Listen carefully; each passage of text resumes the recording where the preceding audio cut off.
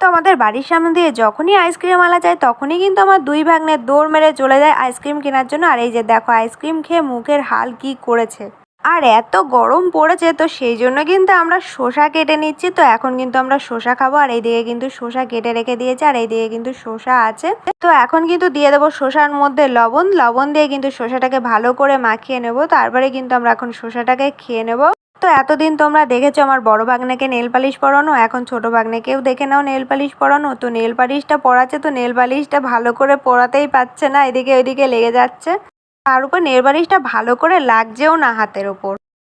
তারপরে nail polish পরানোর পরে ও চলে গেছে ঠাকুর ঘরে। ঠাকুর ঘর থেকে দুটো ঝুড়ি নিয়ে এসছে। তো ঝুড়ি নিয়ে কিন্তু একদম নাচছে, টিভিতে গান হচ্ছে এইদিকে, আর এইদিকে কিন্তু ও নাচ করছে।